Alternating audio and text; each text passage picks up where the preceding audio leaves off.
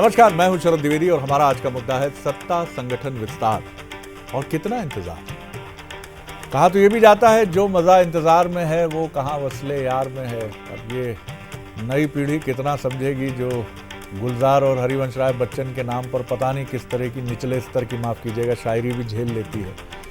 लेकिन कहा यही जाता है कि इंतजार में जो मजा है वो सच्चाई में नहीं है। बात है भी सही। रिजल्ट का इंतजार करने का जो मज़ा हम लोग जब स्कूल कॉलेजेस में थे और जब नतीजा आ जाता था तो ये शुरू हो जाता था, अरे कम नंबर मिले यार, इतना अच्छा लिखा था यार, ये टीचर्स पता नहीं क्या करते हैं। खैर, ये तो हुई बात थोड़ी लाइटर वेन की। लेकिन अब बीजेपी में दम साध कर इंतजार है कि कौन किस पद पर जाएगा, चाहे बात कार्यकारिणी की हो, निगम मंडल की हो, एल्डर्समैन हो, या फिर एक सुगबुगाहट और है, कैबिनेट। जी हाँ, ये बड़ा अनएक्सपेक्टेड है, लेकिन अब सुगबुगाहट है या शिगुफा है, लेकिन चल तो निकला है। और कई बार कोई नहीं जानता, politics and cricket is a game of glorious uncertainties. ये दोनों शानदार अनिश्चितताओं के खेल है।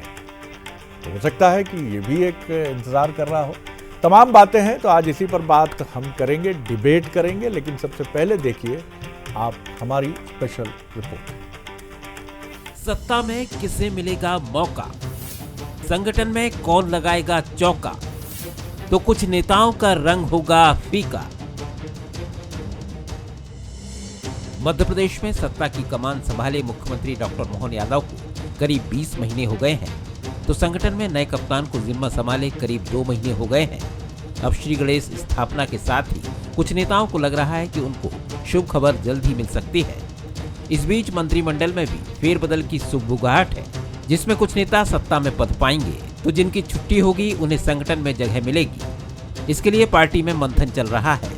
जिम्मेदारों का दिल्ली आना जाना भी इस बात के संकेत दे रहा है। पार्टी का कहना है कि सिस्टम काम करता है, उसी के आधार पर मौका मिलेगा।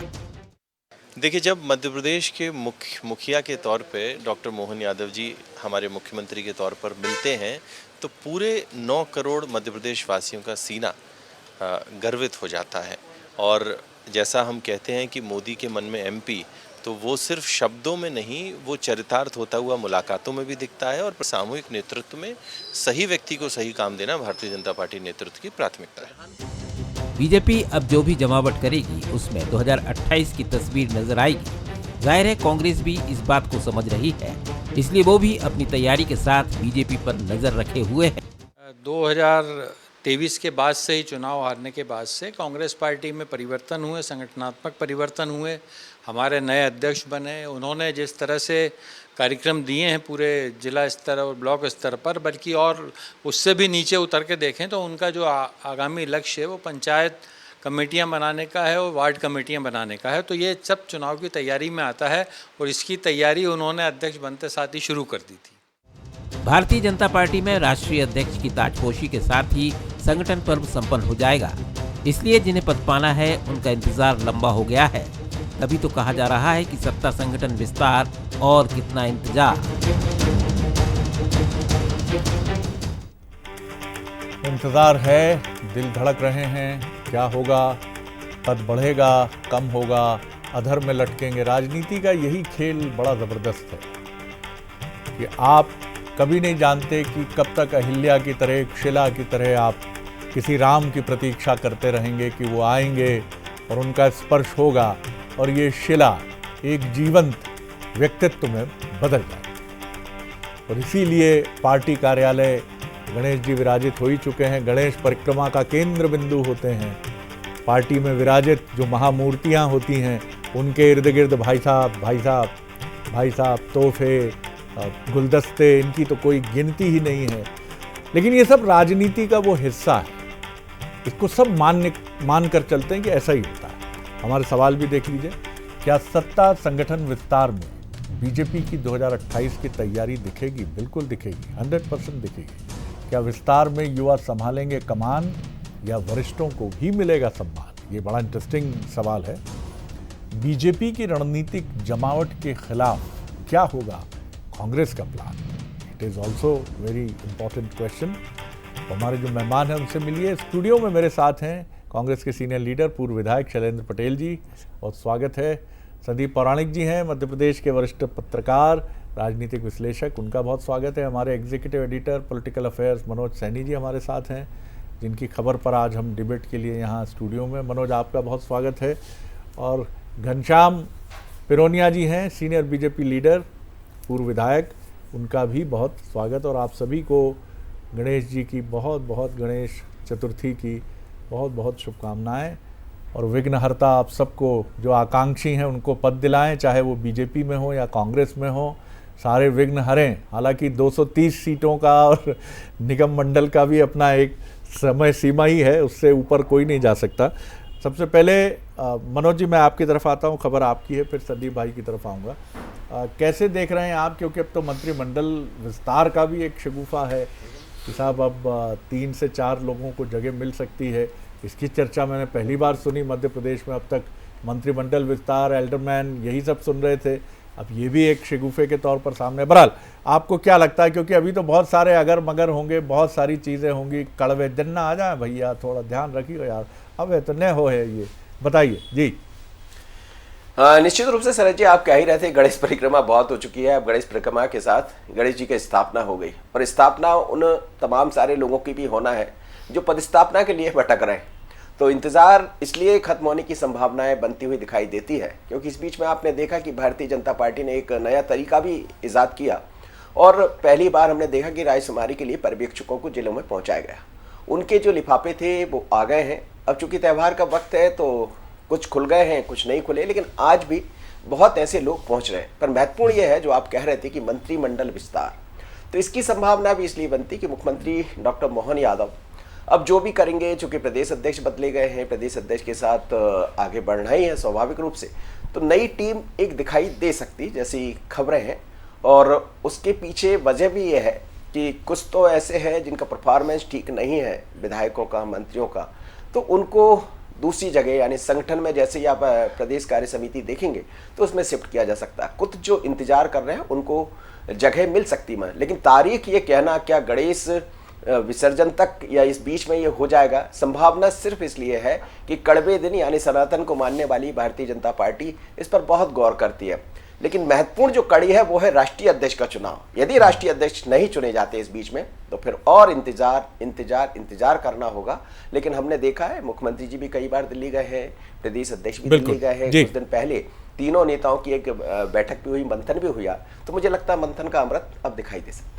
मंथन का अमृत। संदीप भाई, एक छोटी क्विक टिप्पणी आप जी। शरद जी, कोई भी राजनीतिक दल हो और खासकर सत्ताधारी दल हो, तो उसके लिए चयन बहुत कठिन होता है, चाहे संगठन की बात हो या सत्ता की बात हो। मुझे लगता है कि पहले संगठन में जो भी नियुक्तियां होनी है पार्टी में, वो संगठन पे जाएगी, फिर उसके बाद पार्टी के अंदर मुझे जो आशंका है वो द्वंद्व शुरू हो जाएगा, दबाव शुरू हो जाएगा, क्योंकि सत्ता में फिर हिस्सेदारी चाहने वाले लोग सक्रिय हो जाएंगे। इसलिए संगठन की नियुक्ति तक मुझे लगता है कि अभी समय लगेगा। लिफाफे, जैसा मनोज जी ने कहा, बात सही है कि पहले जिला कार्यकारिणियों का गठन होगा, उसके बाद प्रदेश का होगा, और उसके बाद निगम और मंत्रिमंडल विस्तार की बात आएगी। तो इंतज़ार थोड़ा सा लंबा भी हो सकता है। इंतज़ार लंबा भी हो सकता है, और क्या ये नवरात्रि और नवरात्रि के समय या उसके बाद भी जा सकता है, ये तो वक्त बताएगा। लेकिन हाँ, निश्चित तौर पर इस समय राजनीतिक गतिविधियाँ और गतिविधियों से अधिक राजनीतिक प्रयास अपने चरम को छू रहे हैं। जिसका दिल्ली में है वो दिल्ली में कोशिश कर रहा है, जिसका मध्य प्रदेश में है, हालांकि बीजेपी एक इस मामले में बड़ी निष्ठुर पार्टी है, उसका जो जजमेंट होता है वो खुद जिनका मूल्यांकन होना है उन्हें भी नहीं मालूम होगा। पटेल साहब, एक क्विक कमेंट आपका भी जी। विषय बीजेपी का है, लेकिन मर्यादा तो है ही डिबेट की जी। देखिए शरद जी, वैसे आपने कह दिया कि विषय भारतीय जनता पार्टी का है, ये उनका आउटलुक है, वो किसको बनाते हैं किसको नहीं बनाते हैं। लेकिन इन सब बनाने नहीं बनाने से ज़रूरी ये है क्योंकि वो सरकार में है, जनता का क्या हाल है। दूसरी बात यह है क्योंकि संघर्ष उनमें है, हम उनका आंतरिक मामले हैं, उसमें मैं ज़्यादा नहीं पढ़ना चाहता। जिस तरीके का एक भारतीय जनता पार्टी किसी ज़माने में अटल जी और अडवाणी जी के समय हुआ करती थी, कुशाभाऊ ठाकरे जी के ज़माने की जो भारतीय जनता पार्टी, उससे बहुत इतर हो गई है। बहुत कुछ जो राजनीतिक एक तरीके से कमियां बहुत जो थी आज खुल के भारतीय जनता पार्टी में दिखने लग गई हैं। आप कह रहे हैं कि दिल्ली की दौड़ नहीं होती, भारतीय जनता पार्टी में भी उतनी ही दिल्ली की दौड़ लगने लग गई, उतनी ही गणेश परिक्रमा जितना हम सब पे आरोप लगता था। तो खैर ये उनके दल का मामला है, लेकिन मुझे ऐसा लगता है, ये तो मेरा अपना मानना है, मैं गलत हो सकता हूँ, कि वो सत्ता को बांटना नहीं चाहते हैं जिस प्रवृत्ति पे वो हैं। तो मुझे अपने आप में लगता है कि निगम मंडल का तो लंबा इंतज़ार होगा, क्योंकि अभी कार्यकारिणी है, राष्ट्रीय अध्यक्ष का निर्णय होना है और 20 महीने बीत गए हैं। अब ना जाने कब जाके निगम मंडल मिलेंगे, ये वही लोग जाने, मेरे मित्र घनश्याम पिरोनिया जैसे लोगों को कब मौका मिलेगा, ये ईश्वर जानता है कि कब जाके उनकी लॉटरी खुलेगी। क्योंकि मुझे नहीं लगता कि सत्ता के बांटने में विश्वास करते हैं, सत्ता को केंद्रित करने में विश्वास करते हैं, इसलिए विकेंद्रीकरण में उनका विश्वास कम है। तो मुझे लगता है और ज़्यादा समय लगेगा। चलिए घनश्याम जी, अब ये सवाल का जवाब तो आपके पास भी नहीं होगा, लॉटरी आपकी कब लगेगी, लेकिन शुभकामनाएं आपको भी हैं और आपके मित्रों को और आपके साथियों को भी हैं। क्या कहेंगे? आपने बातें सुनी हमारे दोनों तटस्थ ऑब्जर्वर्स की भी और आपके अभिन्न मित्र कांग्रेस के साथी पटेल साहब की भी। जी शरद जी, बिल्कुल जो है हमारे दोनों ही प्रमुख हमारे और आदरणीय शैलेंद्र जी ने भी बात रखी। मैं तो देखिए, भारतीय जनता पार्टी वास्तव में ये कार्यकर्ता आधारित दल है और मुझे लगता है कि हम सब लोग कहते हैं कि विश्व का सबसे बड़ा कार्यकर्ता आधारित दल भी है। सबसे ज़्यादा कार्यकर्ता ये भारतीय जनता पार्टी के हैं और जनता जनार्दन के आशीर्वाद से सरपंच से लेके और दिल्ली की प्रमुख पंचायत है, वहाँ भी भारतीय जनता पार्टी का कोई ना कोई कार्यकर्ता विराजमान है। ये जनता के सहयोग आशीर्वाद से हमको प्राप्त है और समय समय पर संगठन हमारा मजबूत हो, सरकार जनता के आशीर्वाद से है।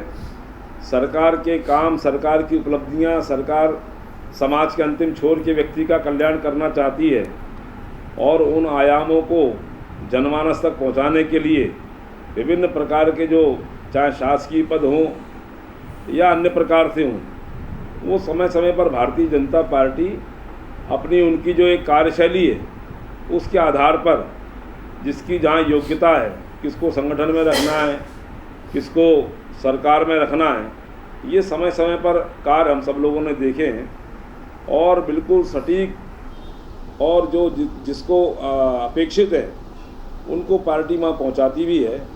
आप निश्चिंत रहें, भारतीय जनता पार्टी के जो अनेकानेक कार्यकर्ता हैं, उन अनेकानेक कार्यकर्ताओं के लिए अनेकानेक पद भी भारतीय जनता पार्टी के पास में है, संगठन में भी हैं और सरकार में भी हैं।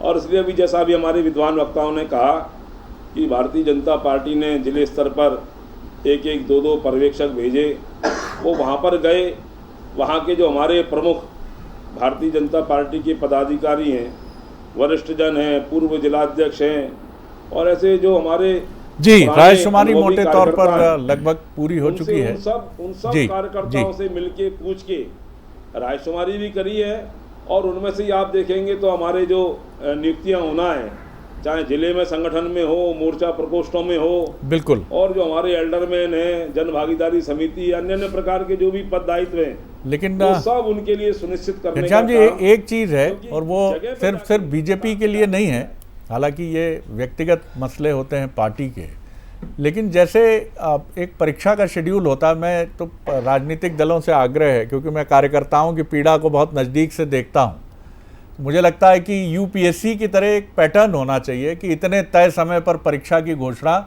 इतने तय समय पर इंटरव्यू, इतने समय में प्रीलिम्स में निकल गए, अब रिटर्न में आ गए, इतने समय में रिटर्न भी क्लियर हो गया, अब इंटरव्यू के लिए बुला लिया और इस तारीख को ये मेरिट पर है, मैं वो मत भी कहिए तो सिलेक्शन हो गया।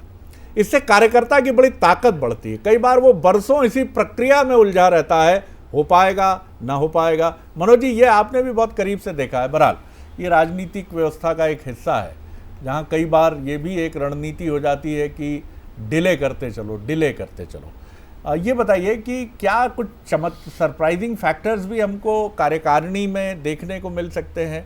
और जैसा कैबिनेट की बात अभी भी मैं इसको जब भी एक विश्लेषणकर्ता के तौर पर भी मैं देखूं तो मुझे समझ नहीं आता कि चुनाव के करीब 3 साढ़े 3 साल पहले कैबिनेट की एक्सरसाइज क्यों की जाएगी, और अगर की जाएगी तो ये बहुत साहसिक कदम लगता है मुझे। जी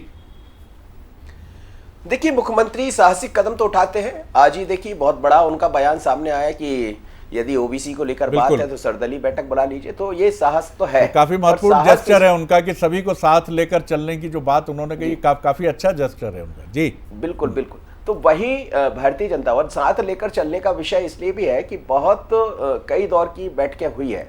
अब बैठकों में पहले ये बात सच है कि निगम मंडलों की नियुक्तियां होना है, लेकिन सबसे पहले जो सूची आएगी, जिसका पहले भी जिक्र बंसल न्यूज ने किया है, वो जिला कार्यकारिणी की ही होगी। और जिला कार्यकारिणी के बाद फिर बाकी चीजें होती दिखाई देगी। मंत्रिमंडल का शरद जी इसलिए है कि कुछ शिकवा शिकायतें, कुछ चीजें ऐसी हैं जिन्हें आप और हम बेहतर तरीके से समझ रहे हैं।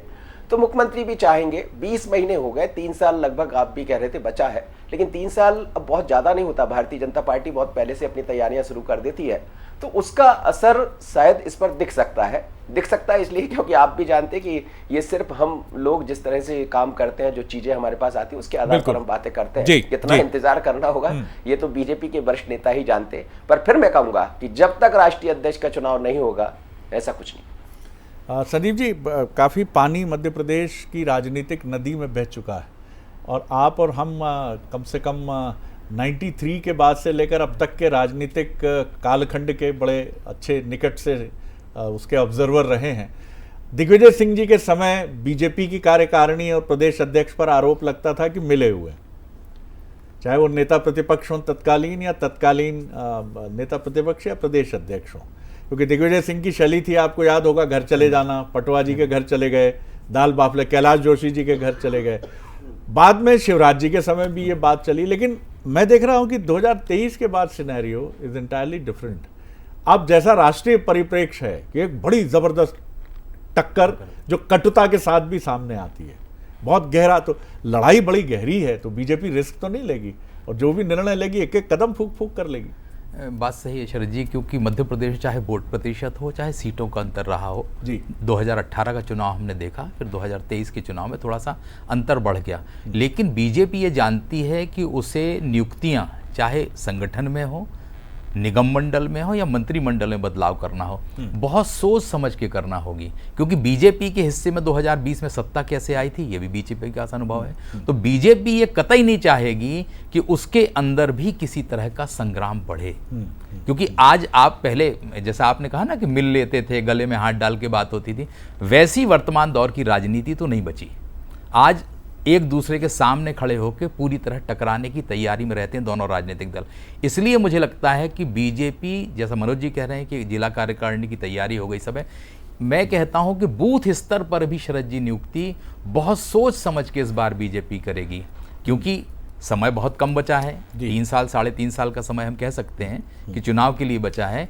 लेकिन बीजेपी के लिए ये बड़ी तैयारी करनी होगी कि संगठन में जो संगठन पहले गतिशील रहा है, अब से कुछ समय पहले जब वीडी शर्मा की बात कर लें, वही रफ्तार संगठन की बनी रहे, सत्ता के साथ समन्वय रहे, और अगर संतोष पनपता है तो हम रोक सकें, इसकी तैयारी तो बीजेपी को करनी होगी, और वो दिखेगी हमें आने वाले समय की नियुक्तियों में। बिल्कुल आपने सही कहा, क्योंकि चाहे जीतू पटवारी हों या उमंग सिंगार हों, ये अपने रिपोर्ट कार्ड में अच्छे नंबर से पास होना दिखाने के लिए बेकरार हैं।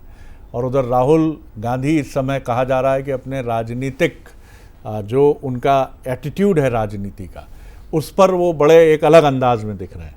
बिहार में बुलेट पर राहुल और प्रियंका घूम रहे हैं, जिस तरह से राहुल गांधी हमलावर हैं, तो कांग्रेस भी अब एक मोड पर है कि डू और डाई, लड़ो या मरो, अब आपके पास कोई ऑप्शन नहीं है, और वो हर तरह से चैलेंज करे। तो लड़ाई 2028 और 29 की बड़ी दिलचस्प होगी। शैलेंद्र जी, निश्चित रूप से, और तैयारियां, चुनाव जैसे ही हम हारे, 2023 का सेटबैक था, क्योंकि उम्मीदें कुछ और थी, और नया नेतृत्व जब हाईकमान ने मध्य प्रदेश के अंदर दिया, चाहे जीतू पटवारी जी और उमंग सिंगार के रूप में, या अन्य लोगों को जो डिफरेंट जिम्मेदारी प्रदेश कार्यकारिणी में दी, और अभी आपने देखा होगा जिस तरीके से संगठन सृजन के बाद एक नई कांग्रेस की अवधारणा मध्य प्रदेश के अंदर बनी है, वो सारी की सारी तैयारियां 2028 और 29 की तो है ही है, और नगरीय निकाय और जो पंचायत चुनाव है उसकी भी है।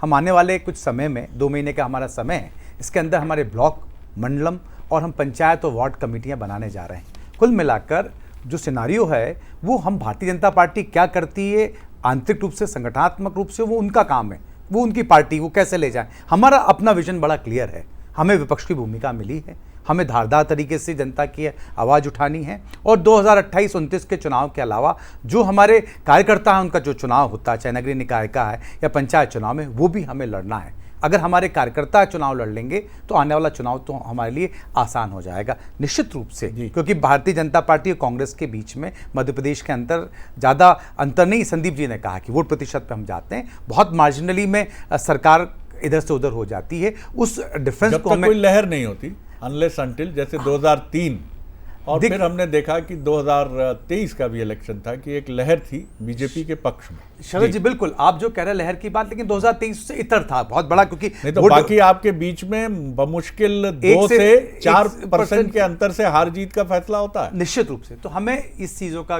भान भी है और जो कहीं ना कहीं कमी आ रही है, जिस तरीके से राहुल जी आज मेहनत कर रहे हैं, प्रियंका जी मेहनत कर रही हैं, ऊपर हाईकमान मेहनत कर रहा है, हम लोगों को भी प्रेरित करते हैं कि उसी ताकत से लगें। हमारे प्रदेश अध्यक्ष कल जबलपुर में थे, आज दतिया आए, परसों रायसेन में, फिर विदिशा आए, कल भोपाल में कार्यक्रम में। लगातार हम लोग कहीं ना कहीं हमारे कार्यकर्ताओं को इंगेज करने का प्रयास कर रहे हैं और संगठन को नीचे पहुंचाने का प्रयास कर रहे हैं और जो नेचुरल लीडर हैं उन्हें उभारने का प्रयास कर रहे हैं, उन्हें प्लेटफॉर्म देने का प्रयास कर रहे हैं कि आइए इस सरकार जो कहीं ना कहीं युवाओं के साथ नहीं है, भ्रष्टाचार की तरफ बढ़ रही है, उसके खिलाफ हम एकजुट हों और ताकत से लड़ें।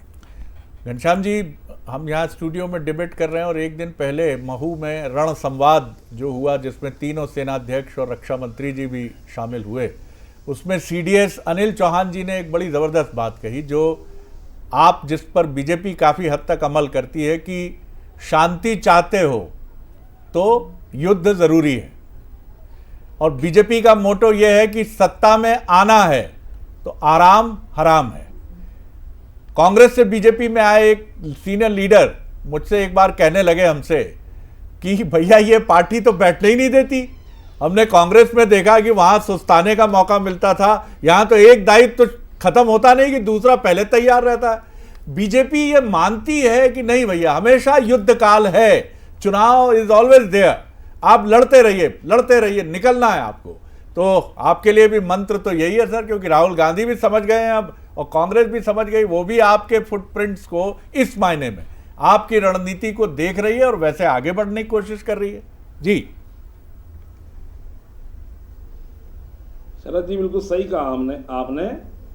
पंडित दीनदयाल उपाध्याय जी का जो ध्येयवाक्य चरय वेति प्रचलाम च निरंतरम, और ये कोई भी संगठन दल संस्था हो उसके लिए बहुत आवश्यक है, और इसलिए निरंतर हम सब कार्यकर्ता अपने लक्ष्य के लिए लगे रहें और जो भी लक्ष्य हमारे सामने है उसका ध्येय देश और समाज राष्ट्र ये सर्वोपरि है, और उसके हित कल्याण के लिए सरकार के माध्यम से हम लोगों की कैसे सेवा कर सकते हैं ये भारतीय जनता पार्टी का लक्ष्य रहता है। और भारतीय जनता पार्टी के कार्यकर्ताओं को केवल यही नहीं तो हमारा केंद्रीय नेतृत्व से लेकर के और बूथ स्तर तक का कार्यकर्ता ये सदैव सक्रिय रहता है, और चलायमान रखने के लिए आप देखेंगे समय समय पर हमारा प्रदेश नेतृत्व, केंद्रीय नेतृत्व ये तमाम सारे कार्यक्रमों के माध्यम से संगठन को सक्रिय रखता है, और संगठन की सक्रियता से ही हम सरकार की योजनाओं को अमली जामा भी पहुंचाते हैं, पहनाते हैं और नीचे तक पहुंचाने का काम करते हैं। और इसलिए आप देखेंगे कि आने वाले समय में संगठन भी श्रेष्ठ कार्यकर्ताओं से सृजित होगा, और सरकार में भी हमारे जो अनुभवी, पुराने, निष्ठावान और ऐसे कार्यकर्ता हैं उन सबको कहीं ना कहीं उन दायित्वों से युक्त करके आने वाले समय में मध्य प्रदेश में पुनः कमल खिले, केंद्र में पुनः नरेंद्र मोदी जी के नेतृत्व में हम सब लोग विकसित भारत के संकल्पना को साकार करें। इस हेतु संगठन और सरकार दोनों योजनाबद्ध तरीके से काम करने के लिए तैयार हैं। बिल्कुल सही कहा आपने, और यही सबसे इम्पोर्टेंट मंत्र भी है। जिस तरह वेद व्यास जी ने जब गणेश जी को सहमत किया कि महाभारत आपको लिखना है, तो उन्होंने शर्त रख दी कि मैं रुकूंगा नहीं, स्टार्ट टू फिनिश, अंत तक कलम दौड़ेगी। वेद व्यास जी भी चिंतित हुए, उन्होंने कहा कि ऐसा करते हैं कि हर श्लोक को समझ कर ही लिखेंगे आप, और वैसा करने के लिए दोनों ने बड़ी चतुराई से एक दूसरे को एक ऐसा काम दे दिया गणेश जी की कलम तब जब तक रुकती थी, वेदव्यास जी अगला श्लोक तैयार कर लेते थे, क्योंकि गणेश जी समझने के लिए थोड़ा सा रुकते थे। कार्यकर्ता भी उसी प्रभु की तरह है कि जिसके माथे पर सम्मान रूपी तिलक चंदन आप लगाते रहिए और उसको कार्य देते रहिए सम्मान के साथ। मनोज, ये बहुत अहम चीज़ है और ये बीजेपी की ये परंपरा रही है। शब्द मैं इसलिए बोल रहा हूं कि इसका क्षरण हुआ है। वक्त के साथ बहुत कुछ बदलता है, पीढ़ी बदलती। कुशाभाऊ ठाकरे एक एक कार्यकर्ता को जानते थे। देवास वाले माथुर जी को बुला लेंगे, उधर बड़वानी से अपने पिंपलेकर साहब आ जाएंगे, इधर से ही अब आज ये बीजेपी कांग्रेस के नेता अपने मन में झांकें, अपनी अंतरात्मा से पूछें कि मध्य प्रदेश जैसे बड़े राज्य के कितने कार्यकर्ताओं को वो नाम से जानते हैं। तो कार्यकर्ता का सम्मान और पार्टी का उत्थान। जी, कंक्लूडिंग। बिल्कुल, आपने ठीक कहा शरद जी, बहुत छोटी प्रतिक्रिया कि क्षरण हुआ है और क्षरण को भारतीय जनता पार्टी के तमाम लीडर भोपाल से लेकर दिल्ली तक समझ रहे हैं। इसीलिए देखिए आपकी कमान किसके पास है? कमान डॉक्टर मोहन यादव के पास है, जो बहुत तेज दौड़ते हैं। एक के पास है जो संगठन का बहुत अच्छा तजुर्बा रखते हैं, क्योंकि लगातार कोषाध्यक्ष और बाकी पोस्टों पर रहे और उस परिवार से निकले जो संगठन को समझते हैं। लेकिन बीडी शर्मा ने संगठन को बहुत दौड़ाया। अब दौड़ते हुए संगठन को थोड़े से धैर्य के साथ एक जगह स्थापित करना है, तो इसीलिए रायशुमारी कराई गई। और ये मानकर चलिएगा कि ये पहली सूची होगी, जैसे मेरे पास खबरें हैं, कि जिसमें कोई विवाद की स्थिति नहीं होगी, बल्कि उस कार्यकर्ता को मौका देने की तैयारी है बीजेपी की, जो 2028 में महत्वपूर्ण भूमिका तो निभाएगा। एक मैसेज भी जाएगा कि नहीं, बीजेपी को आपकी चिंता है। हालांकि मजाक में ये बात कही जाती है कि किसी राजनीतिक दल के पास ऐसी सूची नहीं है कि जिस सूची के आने के बाद विवाद ना हो। तो ये वाकई बहुत मुश्किल है। ये वैसा ही है कि कोई पत्नी शॉपिंग के लिए मना कर दे कि नहीं, मेरा शॉपिंग में इंटरेस्ट नहीं है। सूची और विवाद ये एक दूसरे के पर्याय हैं, कितनी भी आप नफासत से सर्जरी करिए। संदीप जी। शरद जी, देखिए अभी कांग्रेस को लेकर भी बात ये कही गई थी, जिलाध्यक्षों की सूची आई, क्या हुआ हमने देखा। मैं ये मानता हूं कि बीजेपी में खुलकर असंतोष नहीं दिखता है, लेकिन सबको संतुष्ट कर दिया जाए, ये बड़ा चुनौतीपूर्ण काम है। इंतजार जरूर करना होगा। मैं ठीक बात है, बहुत इंपॉर्टेंट बात आपने कही है। तो फिर वही बात है, इंतज़ार कीजिए, इंतज़ार का फल मीठा होता है, ये भी बुजुर्ग कहते हैं, कहावत है, और वाकई मीठा होता है। लेकिन अपने को तैयार रखिए। बीजेपी चुस्त दुरुस्त और फिट प्लेयर्स पे दांव लगाती है, जो नतीजे लेकर आते हैं। तो चाहे छोटे स्तर पर हो या बड़े स्तर पर हो, चाहे संगठन में हो, चाहे सत्ता में हो, चाहे एल्डरमैन के लिए हो, चाहे निगम मंडल में हो, दांव उन्हीं पर लगाया जाएगा जिनके लिए राहुल गांधी शब्द का प्रयोग करते हैं। शैलेंद्र जी, दौड़ने वाले घोड़े। तो दौड़ने वाले घोड़े हर युग में दौड़ते रहे हैं और ये परंपरा भी रही है कि दांव उन्हीं पर लगाया जाता है। ये निर्मम सत्य भी है, शाश्वत सत्य भी है। आप सभी मेहमानों का बहुत बहुत धन्यवाद। और आगे देखिए हमारा खास शहरों पर केंद्रित बुलेटिन प्राइम मैक्रो। नमस्कार।